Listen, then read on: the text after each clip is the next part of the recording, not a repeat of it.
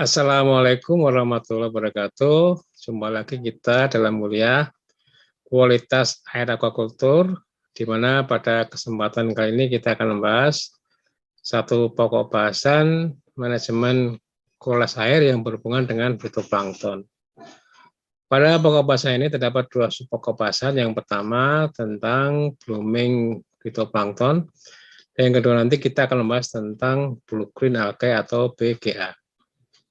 Keberadaan fitoplankton sangat penting dalam budidaya udang karena fitoplankton ini memiliki beberapa fungsi seperti sebagai sumber oksigen larut, kemudian sebagai pakan alami dalam budidaya udang, dan juga berfungsi sebagai shading atau peneduh bagi udang agar tidak mengalami stres karena penetrasi sinar matahari. Namun demikian, keberadaan fitoplankton yang terlalu banyak atau terlalu padat, atau sering kita sebut sebagai blooming fitoplankton, sangat berbahaya bagi udang yang kita pelihara. Nah, apa itu blooming fitoplankton? Blooming fitoplankton bisa kita katakan sebagai pertumbuhan fitoplankton yang di luar kendali. Ya, fitoplankton bertumbuh dengan pesat karena didukung oleh nutrisi yang sangat banyak dalam tambak. Menurut WHO, fitoplankton ini dianggap blooming bila kepadatannya mencapai 100.000 sel per mililiter. Ini untuk perairan umum. Sedangkan kalau kita di budidaya udang biasanya diukur dengan kecerahannya, ya, dengan menggunakan sesidis.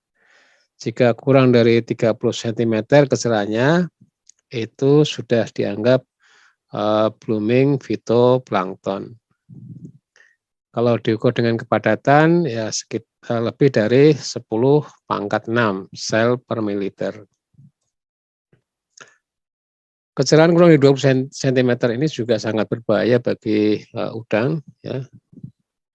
Tentunya dengan kepadatan fitoplankton yang sangat tinggi ini akan mengakibatkan oksigen terlarut pada waktu siang hari akan melampaui saturasi, sementara pada waktu malam hari nanti fitoplankton akan menggunakan kembali oksigen yang dihasilkan sehingga akan terjadi penurunan oksigen yang sangat drastis atau sering disebut dengan oksigen depletion. Nah, standar untuk budidaya udang sendiri biasanya beberapa literatur menunjukkan bahwa kecerahan 30–50 cm ini dianggap sebagai kecerahan atau kepadatan yang ideal untuk budidaya udang. Nah, biasanya untuk menentukan kepadatan ini kita menggunakan alat yang disebut dengan sesidis tadi, ya. Ini ukurannya diameternya 20 cm, berwarna hitam dan putih. Ya. Bagaimana cara mengoperasikannya? Biasanya digunakan atau menggunakan tali atau tongkat atau kayu yang sudah dikasih skala, ya, sudah diberi skala. Nah, nanti kita masukkan dalam tambak sampai warna hitam dan putih ini hilang, ya, artinya tidak kelihatan lagi. Kita catat, kemudian ketika kita angkat lagi sampai dia muncul lagi, kita catat, kemudian hasilnya di rata-rata, itulah yang disebut dengan kecerahan, ya. Kemudian penyebabnya apa? Penyebab dari blooming fitoplankton ini ada beberapa penyebab. Yang pertama, input pakan yang terlalu tinggi, ya. Input pakan tinggi tentunya akan menghasilkan limbah yang tinggi pula. Seperti kita ketahui bahwasannya dari 100% pakan yang kita berikan itu sekitar 75% akan menjadi limbah. Ya, menjadi limbah, termasuk limbah dalam bentuk nitrogen organik atau juga dalam bentuk amonium, ya, amonium. Dan ini sangat berpotensi terjadinya blooming fitoplankton karena fitoplankton akan menggunakan amonia untuk pertumbuhan dari fitoplankton itu sendiri. Kemudian manajemen pakan yang kurang baik. Ya, kontrol pakan yang kurang ketat ini akan menyebabkan sisa pakan juga semakin banyak, ya, sehingga tadi fitoplankton akan tumbuh dengan cepat pula. Berikutnya kualitas pakan yang kurang baik, ya, kualitas pakan kurang baik, misalnya stabilitas di dalam air kurang bagus sehingga tidak bisa dimanfaatkan sepenuhnya oleh udang. Banyak sisa pakan, dan ini seperti tadi potensi menghasilkan amonia yang bisa dimanfaatkan oleh fitoplankton untuk tumbuh dan berkembang. Kemudian juga tidak ada ganti air, ya, mungkin karena tambaknya tidak ada tandon sehingga tidak bisa ganti air. Ini yang bisa menyebabkan blooming fitoplankton.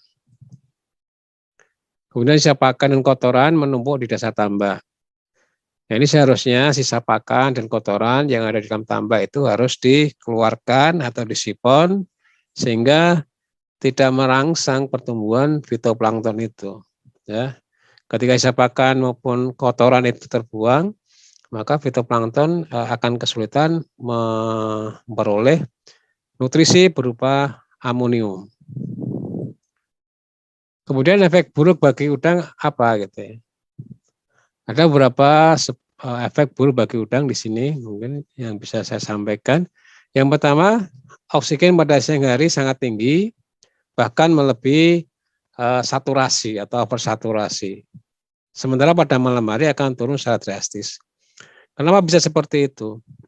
Ketika siang hari fitoplankton menghasilkan oksigen dan mencapai oversaturasi, maka oksigen akan terdistribusi ke udara. Sementara pada waktu malam harinya, fitoplankton juga akan menggunakan oksigen juga. Sehingga akan terjadi defisit oksigen atau penurunan oksigen yang terlalu drastis atau depletion. Kemudian fitoplankton yang terlalu pekat, terlalu padat, ya, juga akan menyebabkan aktivitas fotosintesis meningkat. Ya, ketika aktivitas fotosintesis meningkat, maka CO2 dalam perairan akan berkurang, akan digunakan oleh fitoplankton untuk fotosintesis. Akibatnya apa? Bea akan mengalami kenaikan pada waktu siang hari sampai sore hari. Sehingga ini akan mengakibatkan atau memicu meningkatnya konsentrasi amonia toksik atau NH3. Ya, seperti kita ketahui bahwasanya proporsi amonia NH3 itu akan meningkat dengan meningkatnya pH air. Kemudian mendorong munculnya kematian massal atau die-off, ya, die-off fitoplankton yang membahayakan udang. Jadi ketika fitoplanktonnya meningkat, kepadatan fitoplankton meningkat, otomatis kebutuhan oksigen meningkat, kebutuhan nutrisi meningkat, dan ini berpotensi akan menyebabkan kematian massal fitoplankton itu sendiri. Ketika plankton mengalami kematian massal, maka otomatis akan menurunkan kandungan oksigen terlarut dalam tambak. Sehingga ini akan menyebabkan udang mengalami stres, bahkan akan mengalami kematian karena kekurangan oksigen terlarut. Kemudian pencegahannya bagaimana? Ya, ada beberapa alternatif pencegahannya. Yang pertama, kita mengurangi input pakan atau feeding rate-nya. Ya, kita kurangi pakannya agar nanti limbah yang terbuang atau limbah yang ada dalam tambak itu juga berkurang. Ya, bagaimana caranya menurunkan kepadatan penebaran? Ya, sesuaikan dengan daya dukung, ya, carrying capacity dari tambak kita. Kemudian memperbaiki manajemen pakannya. Ya, jadi kita kontrol pakan dengan ketat. Ya, kalau memang dia tidak habis, ya harus kalau dia tidak habis harus dipotong atau dikurangi. Ya, kalau dia habis baru kita tambah. Jadi kita kontrol dengan ketat agar pakan yang kita berikan tidak mengalami overfeeding, ya, kelebihan pakan. Kemudian gunakan pakan yang berkualitas, ya, terutama stabilitas dalam air itu harus diperhatikan, ya, karena kalau pakannya stabilitasnya rendah, maka udang atau pakan udang ini akan sulit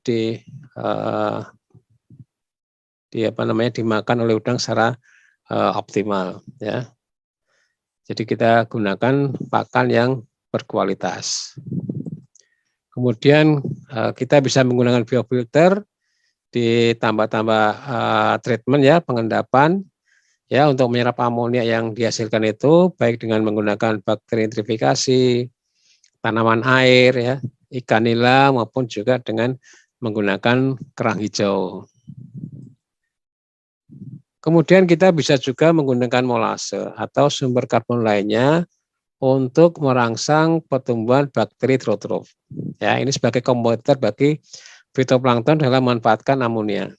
Nah, ketika kita aplikasikan molase, maka bakteri trotrof akan terangsang pertumbuhannya, akan melakukan pertumbuhan, melakukan pembelahan, reproduksi, tentunya dengan memanfaatkan amonia. Sehingga kalau bakterinya berkembang pesat, amonianya akan diambil oleh bakteri tersebut, maka fitoplankton akan kesulitan memperoleh amonia. Ya, jadi nanti harapannya pertumbuhan fitoplankton akan terhambat. Kemudian kita bisa juga menggunakan shading ya untuk mencegah sinar matahari masuk dalam badan air. Bisa dengan menggunakan fermentasi saponin atau juga dengan menggunakan pewarna alami ya, mungkin bisa kita temui di pasaran. Ini fungsi utamanya adalah menghambat sinar matahari masuk dalam badan air sehingga fitoplankton itu akan terhambat pertumbuhannya atau tidak bisa melakukan fotosintesis. Kemudian perlu juga kita melakukan pergantian air secara rutin untuk menjaga agar kecerahan air itu sekitar 30 sampai 50 cm kalau kita ukur dengan menggunakan SESI-DIS.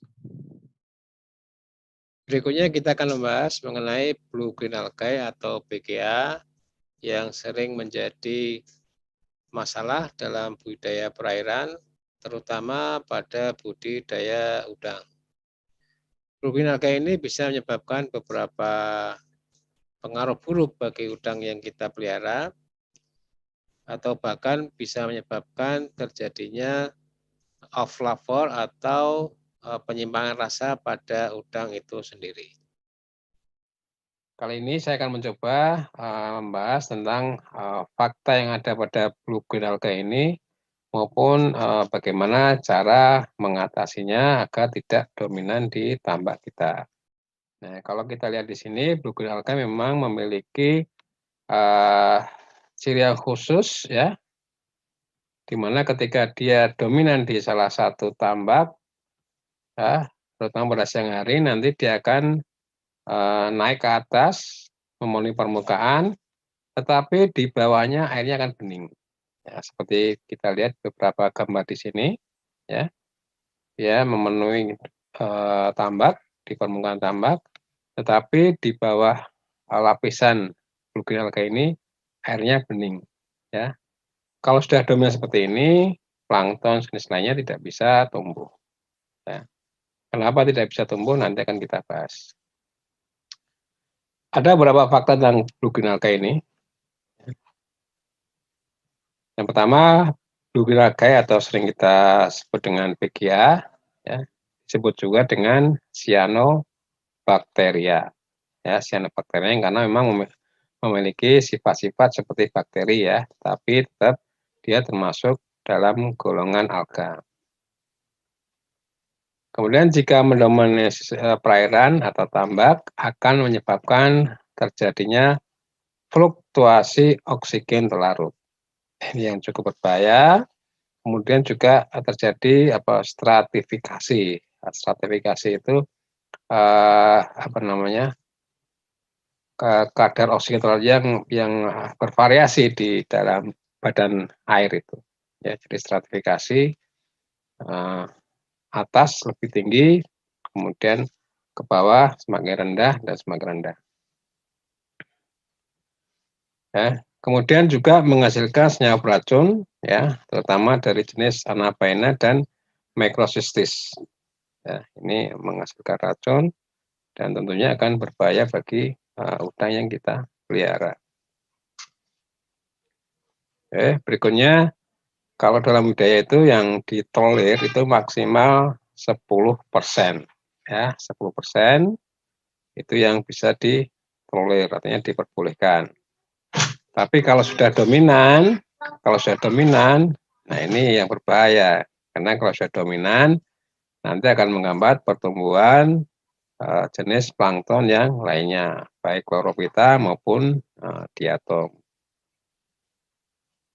Ya. Nah, kemudian juga BGA ini bisa menyebabkan penyimpangan bau dan rasa pada ikan atau udang yang kita pelihara atau sering kita sebut dengan off flavor. Ya. Sudah kadang kita sering temui di ikan di air tawar ya. Kalau BGA-nya dominan, nanti bau atau rasa ikan itu akan berbeda. Ini namanya off flavor. Ya, jadi off flavor ini disebabkan oleh geosmin dan methylisoborneol atau MIB yang disintesis oleh glucinalgae tersebut.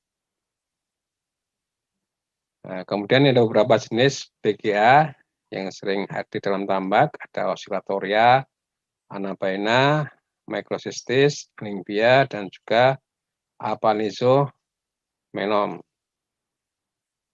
Ya. Dan ini yang sering kita lihat bahwa BGA ini sering naik ke permukaan dan membentuk busa. Ya. Jadi kalau BGA naik ke permukaan setelah pada siang hari, nanti dia akan memenuhi permukaan tambak, tetapi di bawah BGA tersebut hanya bening. Ya, bening, fitoplankton tidak bisa tumbuh di situ. Atau maksudnya selain BGA tidak bisa tumbuh di situ. Ya, kalau BGA ini sudah dominan di tambak tersebut. Berikutnya mampu menyerap panas sehingga suhu permukaan air meningkat serta menutupi permukaan air. Ya, ini. Kemudian, nah ini ya kelihatan apa namanya kalau kita melihat bahwa permukaan air tambak itu warnanya mengkilat, hijau mengkilat, ya itu menandakan bahwa dominasi adalah BGA, ya. Jadi mengkilat, warnanya metalik gitu ya. Kemudian di bawah permukaan air tersebut airnya bening, ya airnya bening.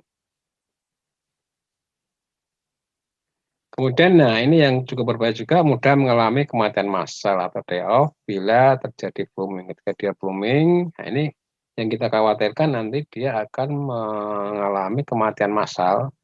Nah kalau kematian massal, ya nanti efeknya sangat besar, ya lebih besar dari ketika die-off atau mati massal plankton jenis lainnya. Ya ini yang berbahaya. Kemudian BGA ini mampu mengeluarkan senyawa allelochemicals yang dapat menghambat pertumbuhan fitoplankton jenis lainnya sehingga sering mendominasi perairan. Ini yang berbahaya atau yang menyebabkan dia itu bisa dominan karena kemampuan dia mengeluarkan senyawa ini menghambat pertumbuhan dari chlorophyta maupun diatom. Ya. Kalau chlorophyta diatom terhambat ya dia dengan luas akan dominan. Ya, makanya nanti dalam proses mengatasi masalah BGA ini, faktor penting yang harus kita atau tindakan penting yang harus kita lakukan adalah membuang glucinalgae ini dulu. Kita buang dulu, ya, kemudian kita perlahan-lahan tumbuhkan fitoplankton jenis chlorophyta maupun diatom.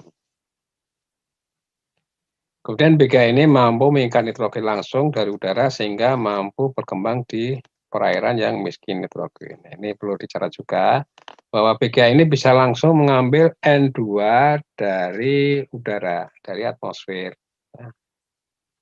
Jadi berbeda dengan jenis fitoplankton lainnya. Kalau fitoplankton lainnya itu akan mengambil N dalam bentuk nitrat maupun amonium yang ada di air. Tetapi bluegreen algae ini bisa mengambil N2 dari udara langsung atau N2 yang ada dalam air. Ya. Jadi ketika satu perairan N-nya sangat terbatas atau N-nya sedikit, ya, kalau biasa kita sebut dengan NP rasionya kurang dari 10, maka bluegreen algae ini akan dominan. Ya. Plankton jenis lainnya tidak akan tumbuh, tetapi BGA ini yang akan dominan. Ya. Ini harus jadi catatan penting kita bahwa BGA ini akan dominan di tambak yang kekurangan nitrogen salah satunya. Kemudian faktor-faktor yang mendorong pertumbuhan BGA. Pertama, BGA tumbuh baik pada perairan dengan saluran rendah. Itu di bawah 10 ppt. Biasanya BGA ini akan dominan di salinitas rendah. Kemudian rasio NP rendah ini tadi ya, kurang dari 10, BGA masih bisa tumbuh dengan baik, sementara diatom maupun klorophyta itu akan terhambat. Yang ketiga itu pH. Ketika pH lebih dari 8,3, ini BGA akan tumbuh dengan pesat.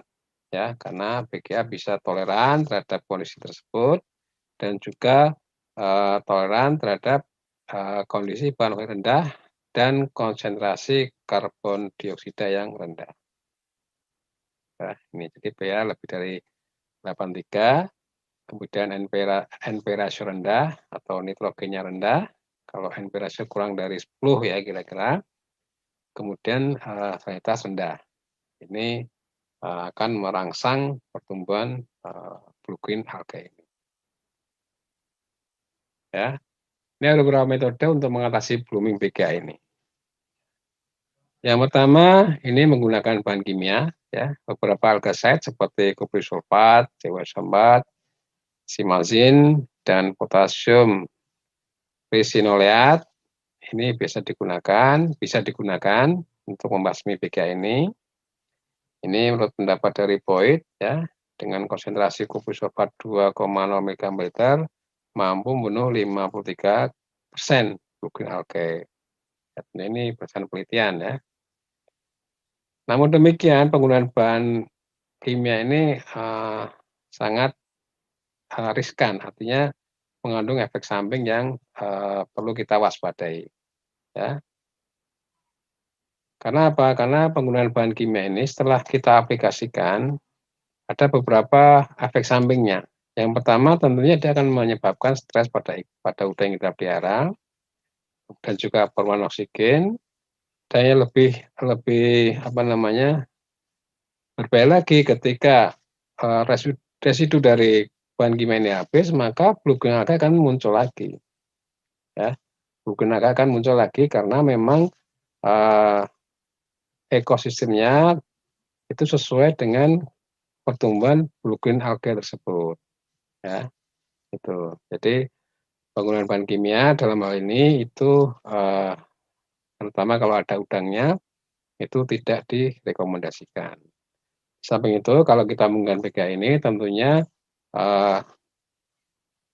alga atau BGA ini akan mati massal dan menyebabkan meningkatnya bahan organik sehingga tentunya nanti dalam penguraiannya akan menghasilkan amonia dan penurunan oksigen terlarut yang sudah saya sebutkan tadi. Nah, ada juga yang menggunakan molase untuk meningkatkan aktivitas bakteri yang disarankan oleh Boyd dan Avimelech. Ya, kenapa kita menggunakan molase? Karena dengan pemberian molase ini akan meningkatkan aktivitas bakteri trotrof sehingga akan menghasilkan CO2 menyebabkan pH-nya turun. Nah, ini yang diharapkan dapat menghambat pertumbuhan bluegreen algae.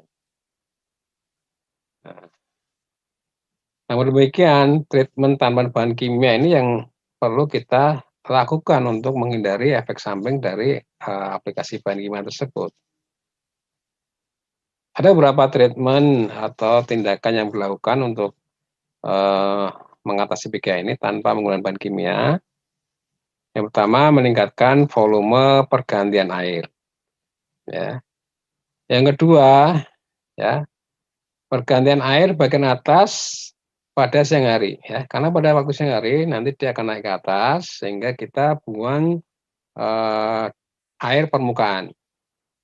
Kita buang rutin, kita usahakan sebanyak mungkin kita buang air permukaan. Sehingga nanti lama-kelamaan blue green algae akan terbuang, ya, dan tidak akan mendominasi tambak tersebut. Kemudian perlu juga setelah itu dilakukan pencampuran air atau aerasi, ya. Aerasi harus penting ini untuk menghindari stratifikasi tadi, ya, jangan sampai ada dominansi di satu sisi gitu, ya, kita aerasi. Kemudian penting juga kita kontrol pemberian pakan, jangan sampai pemberian pakan itu berlebih, ya, berlebihan yang bisa memicu munculnya kembali blue green algae ini. Keempat, ya. Yang kelima, tumbukan fitoplankton dari jenis Chlorophyta dan diatom. Nah, bagaimana? Tentunya kita harus melakukan pemupukan, ya, baik pupuk yang mengandung N, P, maupun untuk diatom kita menggunakan Si, ya, silikat. Ini kita gunakan pupuk tersebut untuk merangsang pertumbuhan strain BGA, ya. Strain BGA kita tumbuhkan agar yang mendominasi itu Chlorophyta dan diatom, ya. Sehingga dengan metode ini diharapkan BGA akan tertekan pertumbuhannya dan tidak mendominasi. Demikian tadi pembahasan mengenai fitoplankton yang berkaitan dengan blooming fitoplankton dan blue green algae. Semoga apa yang saya sampaikan bisa dipahami dan bermanfaat. Saya akhiri, wallahualam. Wassalamualaikum warahmatullahi wabarakatuh.